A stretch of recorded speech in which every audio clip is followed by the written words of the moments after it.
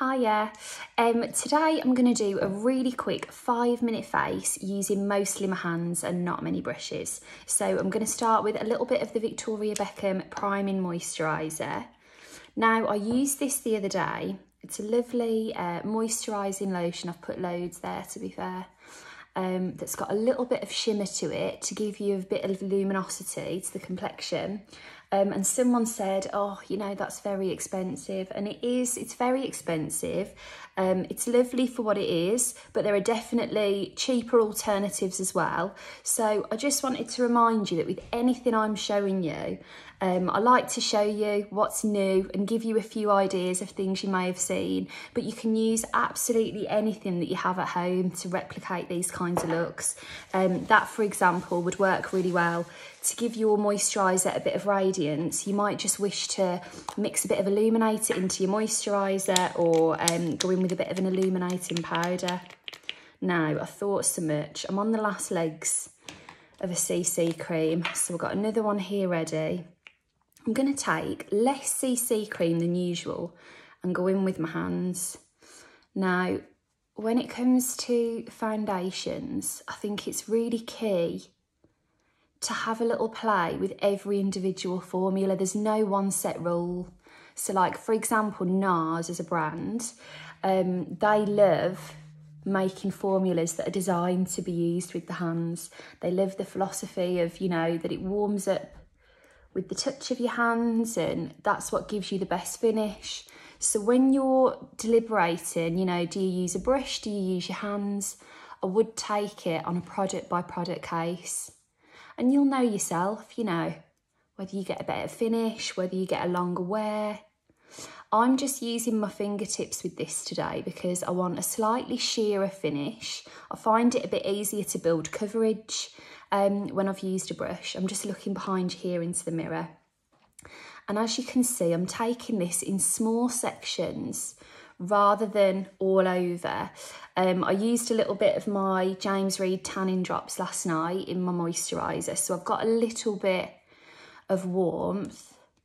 And I don't want to look absolutely covered in makeup. I just want to cover the areas of redness and, let's be honest, where I was picking a bit of a spot when I saw myself in the mirror before I started doing this. We all do things like that though, don't we? So, just going to check that I've covered anywhere that tends to be a bit more red. And that's about it. Okay, 3 minutes. I'm not doing too badly. I wanted this to be nice and quick. Okay, to finish my complexion, I'm just having a look at my eyes, much paler than my face. They are.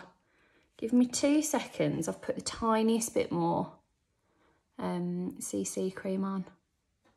I just want to make sure I haven't got bright pink eyes and a warmer complexion, because you know me, I do go a lot warmer than my natural colour. And you see, I avoid my eye area with the tan. I get a little patch of eczema there that flares up, and the tan always sets it off any tan. So there we go, we're a bit more balanced.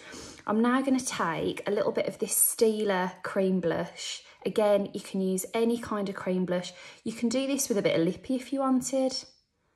This is a nice peachy, and I'm just going to pat that on the cheeks. I love using cream blushes. I just think they make you look really healthy, and they're very good if you're feeling a bit tired. They make you look and feel a bit more perked up. Now, I did have a highlighter here to use as well, but I'm going to see how I go because that feels luminous enough for me. I'm going to break my rule and just go in with a little bit of a brush. This is some Bye Bye Pores Illuminating Setting Powder. I'm going to seal my whole eye area because I'm going to go in with mascara. And I find that if that eye area is in any way oily or has any creamy product on it, then your mascara just runs. And then, just to make sure that this stays on the right side of dewy, I've been looking over my shoulder for the whole video. I'm going to come back to you here. I'm just going to seal in. I think I went in with quite a bit of powder there. I'm just going to do a tiny touch of powder. So we've set anywhere that we don't want to go too rich, but we've still kept a bit of glow everywhere. Lovely. I'm going in with this little Soap and Glory brow mascara. I used this the other day, it's fab. When you put it in and pull it out again, it seems to pick up a lot of product. So you do have to shake off most of that.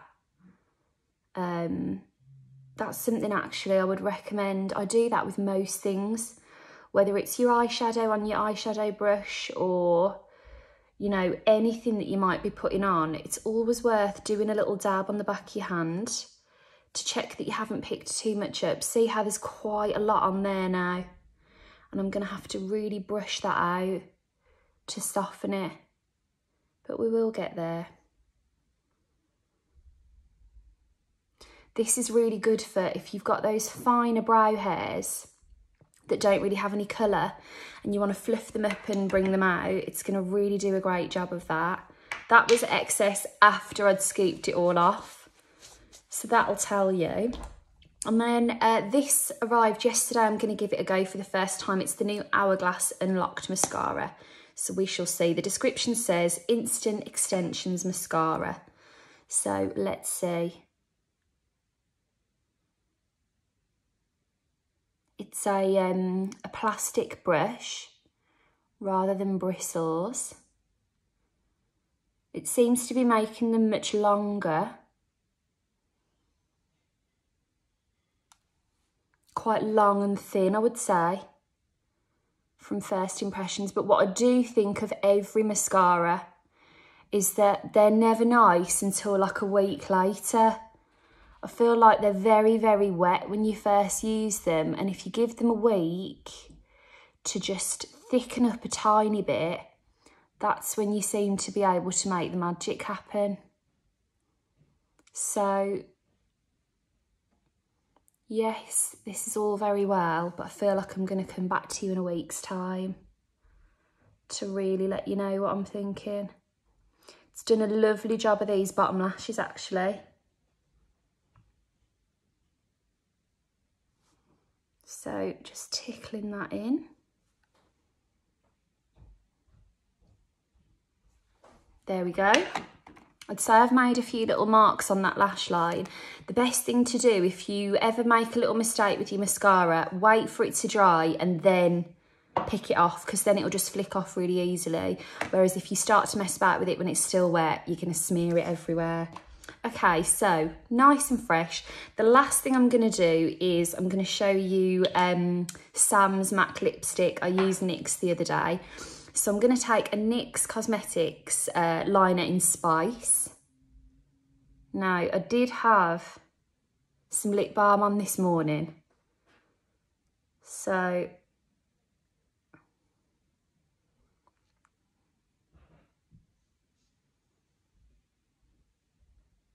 that might create more of a wash of colour, but it's a really lovely creamy pigmented lippy.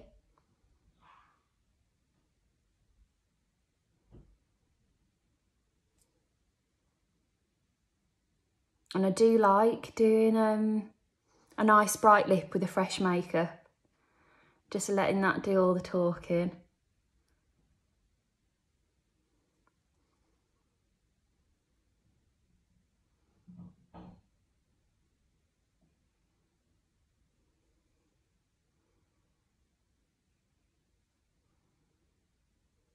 Okay, and then this is a lovely cool red. So really lovely for just kind of, I find with a cool red, that's the kind of red I tend to wear. There's one from NARS that I love called Get Up Stand Up, and it just like makes the blues of your eyes pop, makes your teeth feel a bit whiter, it just pulls everything together, and this is exactly that kind of thing.